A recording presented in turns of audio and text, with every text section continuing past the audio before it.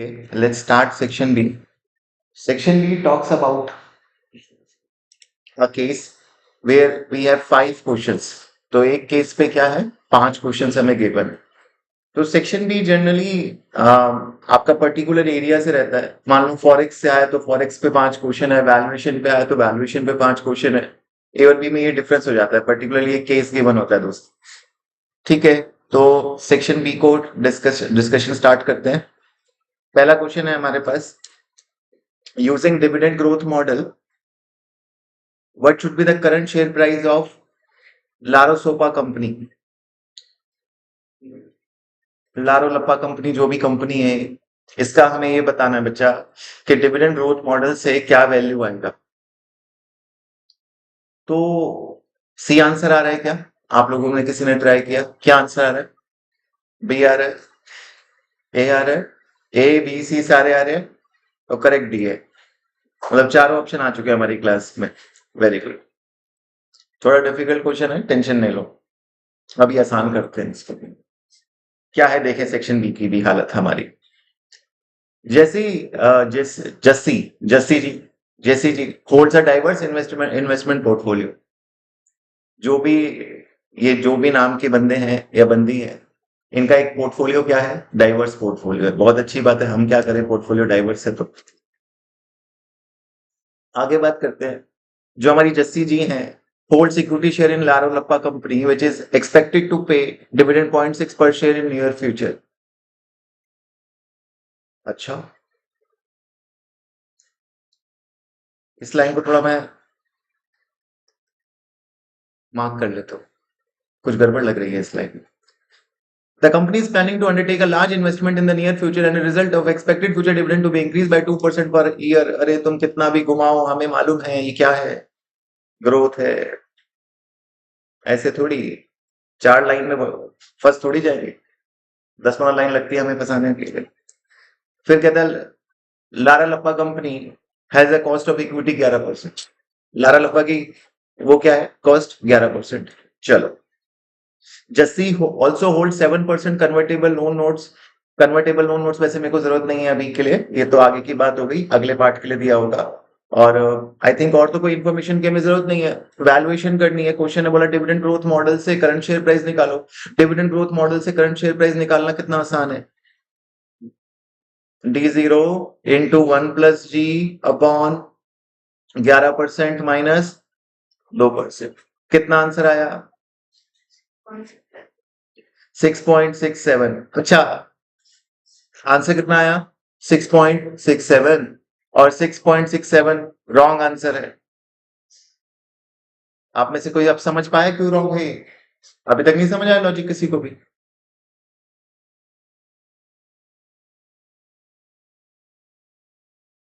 कोई नहीं, all credit goes to you for this.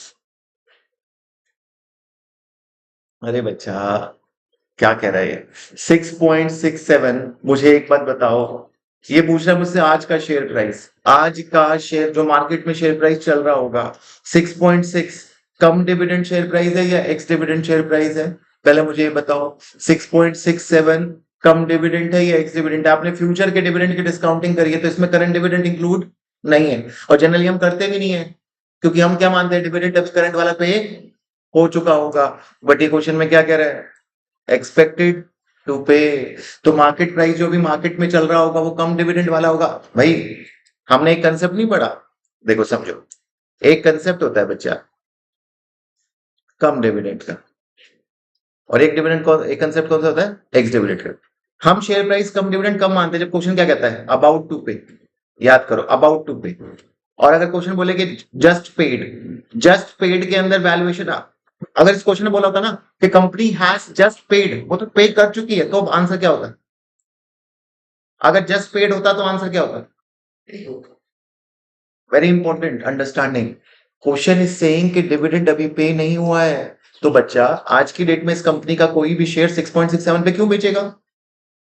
6.67 की वैल्यूएशन कब आएगी? ऑन द बेसिस जिसको सिर्फ फ्यूचर डिविडेंड मिलने हो. बट आज कोई शेयर खरीदेगा तो उसको आज वाला डिविडेंड भी मिलेगा, तो आज उस शेयर की value this value plus current dividend, this value plus current dividend. तो आंसर क्या होगा? आपको 6.67 में क्या ऐड करना पड़ेगा? 0.60 तो मेरे को लगा तो D1 पे है। नहीं, बच्ची कह रही सर मेरे को लगा वो D1 दे रखा है, समझना बात। ये 6.60 D1 दे रखा है। अगर आप इस 0.60 को D1 मान लोगे तब तो 6.67 भी नहीं आएगा आंसर आपका। अगर 6.67 ही तब आएगा, मतलब ये तो वही बात हो गई कि पीतल को सोना समझ लिया। अरे dividend of 0.60 per share in near future expected to pay, ये कब की बात हो रही है? अभी की बात हो रही है। ये आपका D0 है, D1 नहीं। अबाउट टू पे, नियर टू पे, एक साल बाद की बात थोड़ी है कि we will pay 0.60 after 1 year. ये तो क्वेश्चन क्लियर बताएगा। एक साल को नियर कैसे बोल दोगे? मेरा बर्थडे एक साल बाद आने वाला है, अभी नियर नियर है। नियर होता है कल आने वाला है, परसों आने वाला है, 5 दिन बाद आने वाला है, काउंटडाउन हो रहा है। नहीं समझे? तो जो आपने बाकी हालांकि कंसेप्ट फिर आपको देखना पड़ेगा, अगर याद नहीं है कम एक्स का फिर क्लास ही देखनी पड़ेगी, अभी इतना डेप्थ में नहीं बता सकता, बट इतना बता देता हूँ। दिस 6.67 जब आप किसी भी चीज का फ्यूचर डिस्काउंट करते हो, मतलब मैंने डिविडेंड कौन से डिस्काउंट करे हैं, D1 D2 D3, तो उसके डिस्काउंट से जो वैल्यू आई है उसमें D0 नहीं कंसिडर्ड है। और आज जो मार्केट में शेयर प्राइस ट्रेड कर रहा होगा उसमें D0 भी हो। चले आगे, चल सकती है ट्रेन आगे। बहुत क्वेश्चन 2 पे आ जाते हैं। ये तो थ्योरी है कुछ। ओहो, डिविडेंड ग्रोथ मॉडल की अजम्पशन पूछ रहा है। आपको पता है ना हर मॉडल की अजम्पशन के लिए क्या बोला हुआ है मैंने? कैपएम की, डीबीएम की, सबकी। सर आप बोलो और हम कर लें, ऐसा हो नहीं सर। कैसे मान ले सर? आपको बताना है कि कौन सी 3 प्रॉब्लम है। अच्छा, मैं समझाता हूँ प्रॉब्लम ढूंढने का तरीका। सबसे पहले बात करते हैं। अच्छा, डिविडेंड ग्रोथ मॉडल क्या मानता है? डिविडेंड ग्रोथ मॉडल ग्रोथ को कांस्टेंट मानता है या कांस्टेंट नहीं मानता? कांस्टेंट मानता है। डिविडेंड ग्रोथ मॉडल को निकालने के लिए केई चाहिए या नहीं चाहिए? केई चाहिए। केई कौन सा चाहिए? जो चेंज होता रहेगा, स्टेबल केई चाहिए। स्टेबल केई चाहिए। तो डिविडेंड ग्रोथ मॉडल की कई सारी चीजें हैं जो हमें फॉर्मूला देखते ही समझ आ जाती है, अगर हमने नहीं भी पढ़ रखा, कंसेप्चुअली समझ रखा है। अब बात करते हैं पहले। It may be difficult to decide on the value of future cost of equity. Ke निकालना, केई निकालना इस केई एस्टिमेट करना आसान है या डिफिकल्ट है? नहीं। अगेन बात समझो। अरे ये मानता है केई स्टेबल है, और स्टेबल केई एक्चुअली प्रैक्टिकल है या नहीं?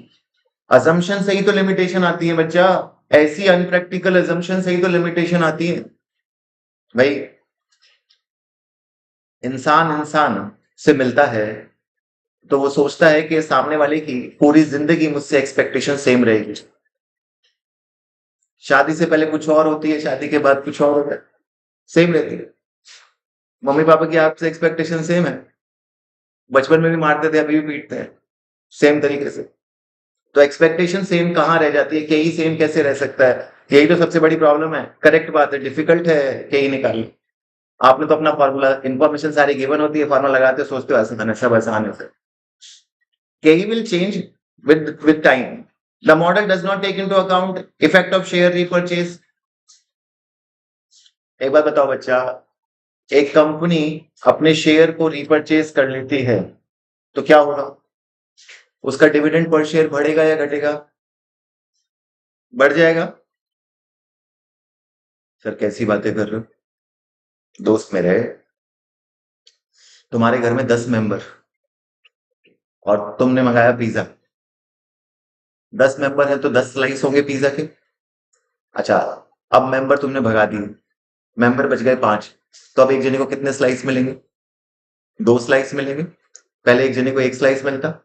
तो अगर आप शेयर को रीपरचेज कर लोगे तो डिविडेंड पर शेयर बढ़ेगा या घटेगा? बढ़ेगा। और डिविडेंड पर शेयर बढ़ेगा तो कंपनी की वैल्यू घटेगी या बढ़ेगी? बढ़ेगी। तो the model does not take, क्या मॉडल ये बातें कंसीडर करता है? शेयर रीपरचेज का इंपैक्ट इस मॉडल में हमने कभी कंसीडर किया है? नहीं किया, तो ये बात भी ट्रू है। This is again a problem with this model. नहीं समझे? अच्छा, शेयर रीपरचेज वैल्यूएशन को इम्पैक्ट करेगा या नहीं करेगा, पहले बताओ। If a company repurchase their own share, buyback, share repurchase समझ रहे हो ना, buyback. If you buy back your share, value will increase or not? Yes. If you buy back, DPS will increasing, earning is distributing, shareholder की value तो बढ़ रही है, जो बचे हुए शेयरहोल्डर हमको ज्यादा मिलेगा। भाई लोग कम हो जाएंगे तो खाना ज्यादा मिलेगा, और खाना ज्यादा मिलेगा तो आनंद भी ज्यादा मिलेगा। आनंद समझते हो, नहीं समझते? The company may not have sufficient cash available to maintain constant dividend growth. हाँ, ये मॉडल क्या मानता है कि डिविडेंड ग्रोथ क्या होगी, कांस्टेंट, और कांस्टेंट डिविडेंड ग्रोथ के लिए कंपनी के पास पैसा जो सफी कैश है इन्वेस्टमेंट के लिए होना चाहिए, नहीं होना चाहिए? होना चाहिए। और ऐसा जरूरी थोड़ी है पूरी जिंदगी कांस्टेंट ग्रोथ मेंटेन करना, is not an easy task. आपने डिसाइड किया है कि मैं हर दिन उनको एक फूल दूंगा, फिर अगले दिन 2 फूल दूंगा, फिर 3 फूल दूंगा, हर दिन एक एक फूल बढ़ाता जाऊंगा। आसान है डेली फूल देना? नहीं। करेक्ट। कॉस्ट ऑफ इक्विटी में एक्सीड डिविडेंड ग्रोथ रेट, ये क्यों फॉल्स है? अच्छा, ऊपर फॉर्मूले में 11% के होती है या 2% ग्रोथ होती है, हमेशा दोनों में से ज्यादा क्या होना चाहिए? के। अब बताओ ये ट्रू या फॉल्स है? क्यों? ये तो कह रहा है cost of equity exceed dividend growth, के तो ज्यादा ही होती है ना ग्रोथ रेट से, तो फॉल्स क्यों है? ट्रू हुआ। अरे भाई, केई और ग्रोथ में ये फॉर्मूला काम ही कैसे करेगा? केई माइनस ग्रोथ रेट होता है, तो ग्रोथ ही अगर केई से ज्यादा हो जाएगी तो ये तो इम्प्रैक्टिकल फॉर्मूला चल ही नहीं पाएगा। ये फॉर्मूला वर्क कब करेगा? जब केई ज्यादा होगा ग्रोथ रेट से। व्हाट इज केई? Share holder expectation. What is growth rate? Company किस रेट पे ग्रो कर रही है, मतलब company is growing more than the expectation, फिर तो वो कंपनी दुनिया कंट्री से भी बड़ी हो जाएगी, क्योंकि expectation come from the market, और मार्केट से भी ज्यादा कोई कंपनी ग्रो कर रही है तो वो तो भगवान बन चुकी है। कभी कभी लगता है अपन ही भगवान। तो ग्रोथ रेट कभी कॉस्ट ऑफ इक्विटी से ज्यादा नहीं हो सकती बच्चा। बट ये फिर फॉल्स क्यों? क्योंकि आंसर तो 3 ही टिक करने थे, तीनों तो टिक कर दिए। मे की वजह से करेक्ट। मे की जगह क्या होना चाहिए? मस्ट। मे का क्या चक्कर है? हम तुम्हें एक गुड फ्रेंड मानते हैं, एक अच्छे दोस्त मान, क्लैरिटी दोगे, क्लैरिटी चाहिए लाइफ में। मे का कोई मतलब नहीं है। The model use profit rather than cash flow. अरे डिविडेंड मतलब प्रॉफिट या कैश फ्लो? ऐसे ऐसे फंसाओगे क्या? इतना हल्का समझ लिया। If dividend have not been paid in past, the model can not be use. अभी पीछे यूज किया है, फ्यूचर डिविडेंड पे निकाला है? नहीं, ये मॉडल पास्ट डिविडेंड पे निकलता है या फ्यूचर पे निकलता है? फ्यूचर पे। इसको पास्ट से क्या मतलब?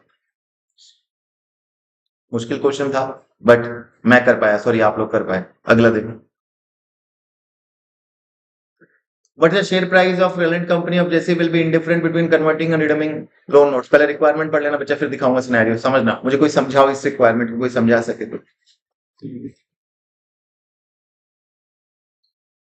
ये कह रहा है कि क्या होगा उसका शेयर प्राइस की अगर हम उसको कन्वर्ट करेंगे या फिर कन्वर्ट हम कन्वर्ट करेंगे या फिर रिडीम करेंगे तो कोई डिफरेंस इसका नहीं है। बहुत अच्छा, जो भी बोला बहुत अच्छा बोला। देखो सुनो बच्चों, 2 चीजें, एक है कन्वर्ट होना, कन्वर्ट होना समझते हो? नहीं समझते। और एक है रिडीम होना। कुछ गलत ना समझो। तो आपके पास 2 ऑप्शन है, कन्वर्ट होने के या दुनिया से जाने के, रिडीम होने के। या तो कन्वर्ट हो जाओ या रिडीम हो जाओ, दोनों में से कौन सा चूज करोगे जिसमें फायदा ज्यादा? भाई अगर जिसमें वैल्यू ज्यादा, कन्वर्ट होके शेयर की वैल्यू आ रही है 200 और रिडम्पशन की वैल्यू आ रही है 180, तो किसके साथ जाओगे? कन्वर्जन के साथ। ये तो आम जिंदगी है, बट क्वेश्चन ये नहीं पूछ रहा कि जाओगे किसके साथ। आप तो ये सोचने लग जाते हो भाई किसी के साथ जाने का मौका मिले। क्वेश्चन ये पूछ रहा है कि रिडम्पशन वैल्यू और कन्वर्जन वैल्यू दोनों में हम इंडिफरेंट हो जाएं, मतलब ये दोनों इक्वल हो जाएं। किस शेयर की वैल्यू पे, किस कन्वर्जन वैल्यू पे हम इक्वल हो जाएंगे? कितनी वैल्यू हो शेयर की कि ना ही कन्वर्ट और रिडम्पशन दोनों में से किसी में फायदा ना हो, दोनों में से किसी को भी चुनो, एक ही बात है। मतलब किस रेट पे आप ट्रेन से जाओ या फ्लाइट से जाओ आपके लिए इक्वल पड़ेगा। तो कुछ ना कुछ गिवन होगा। रिडम्पशन वैल्यू देखो यहाँ पे गिवन होगी, उसके थ्रू शायद आप निकाल पाओगे। ये कैसे करोगे? इंडिफरेंस पूछ लिया आपसे, कॉमन सेंस। अब ये कोई पढ़ाई नहीं है बच्चा, आप सोचोगे सर ये कोई बहुत ज्यादा, ये सिंपल सा कॉमन सेंस है। इसको भी बच्चे रट्टा बना लेंगे, एक फॉर्मूला बना लेंगे तो नहीं होनी लाइफ। आगे देखो, 7% convert which current market value 97 no notes 15% premium पे नॉमिनल वैल्यू, तो कितने पे रिडीम हो रहे हैं? 115। 100 रुपए नॉमिनल वैल्यू होती है, 115। और शेयर की वैल्यू भी कितनी होनी चाहिए? 115। वो कब आएगी? कन्वर्टेड सेम डेट 20 शेयर मिलेंगे, तो डिवाइड बाई 20 करो। एक शेयर कम से कम कितनी वैल्यू का होना चाहिए? 5 पॉइंट। अगर एक शेयर 5.75 का होगा तो 20 शेयर कितने के हो जाएंगे? 115 के। अब फिर मैं इंडिफरेंट हो जाऊंगा। भाई तुम मुझे एक डिबेंचर के बदले 20 शेयर दे रहे हो, एक डिबेंचर 115 का है, तो 20 शेयर भी कितने के होने चाहिए? 115 के। वो किस रेट पे बनेंगे? 5.75। तो 5.75 का अगर रेट होगा मार्केट में शेयर का, तो I will be indifferent about choosing a और बी। फिर कोई दिक्कत नहीं। फिर चाहे शाहरुख के साथ मूवी करूं या सलमान के साथ, पैसा दोनों में बराबर आ रहा है। समझे बात को?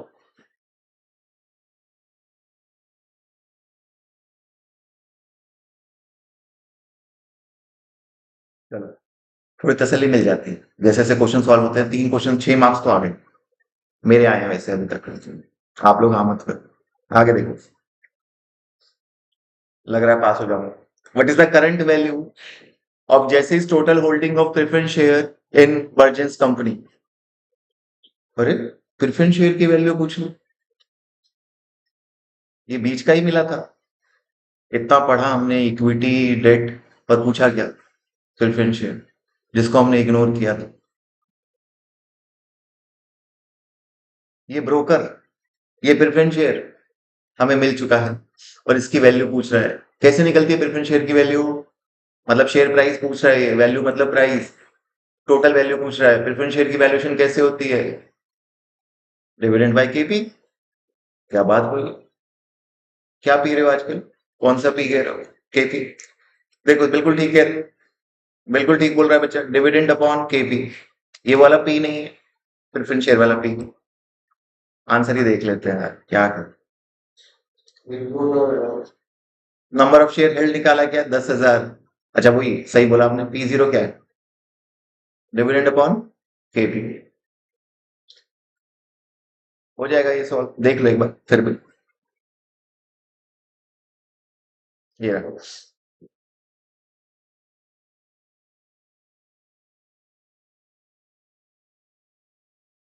प्रेफरेंस शेयर की वैल्यूएशन तो सिंपल हो गई, dividend upon KP. KP given है क्या? 8%। डिविडेंड निकालना।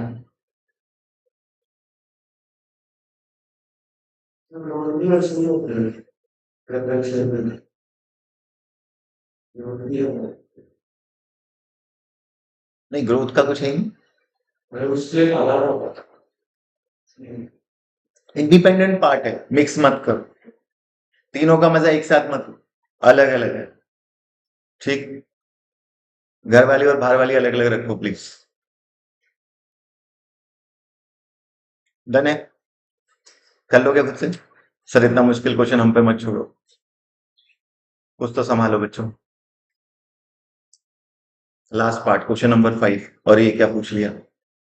फिर थ्योरी। सर एफएम में थ्योरी बहुत आती है, क्या करें? कुछ नहीं करनी है आपको, सुबह और शाम थोड़ी पूजा करना शुरू करो, और कुछ नहीं हो सकता।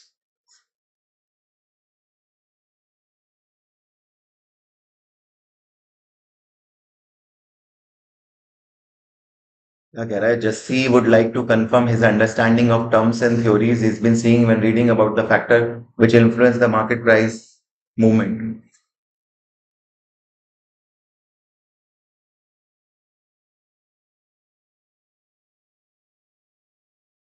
आपको कुछ याद है? मार्केट वैल्यूएशन में हमने कुछ मार्केट एफिशिएंसी थ्योरी पढ़ी थी। वहां पे हमने देखा था वीक, स्ट्रॉन्ग, एफिशिएंट, ऐसा कुछ करके। तो बता रहा है इनमें से कौन सी स्टेटमेंट सही है। Again common sense is very important then just cramming the concepts. तो देखो, fundamental analysis based on experience of pattern in past. Fundamental analysis is based on existence of pattern in past share price। बच्चों, past के share price की check करना, charts को पढ़ना, past trend को पढ़ना, ये फंडामेंटल एनालिसिस नहीं होती, ये टेक्निकल एनालिसिस होती है। ये बात समझते हो? तो ये आंसर क्या हो जाएगा? गलत। रैंडम वॉक, रैंडम वॉक, आपने कभी रैंडम वॉक देखी है? जैसे आपने कभी देखा है किसी ड्रंक इंसान को मूवी में देखा होगा, तो जब वो बहुत ज्यादा ड्रिंक कर लेता है, मैं जानता हूं आप लोगों ने खुद तो ऐसा एक्सपीरियंस कुछ किया नहीं होगा, बहुत सभ्य और अच्छे बच्चे हो, पढ़ाई पे ध्यान रखते हो, बट मूवीज में देखा होगा। ऐसी गलत मूवीज भी कम ही देखते हो, बट इधर उधर दिख गया होगा। तो ऐसा जो बहुत हैवी ड्राइवर, मतलब हैवी कुछ कर ले सामान, तो वो कहाँ चलेगा उसे पता होता है, कहाँ गिरेगा, कहाँ पड़ेगा, उसका अगला पैर कहाँ पड़ेगा नहीं पता। कभी गाड़ी चला रहा है तो कभी क्या कर रहा है, कुछ भी हो सकता है।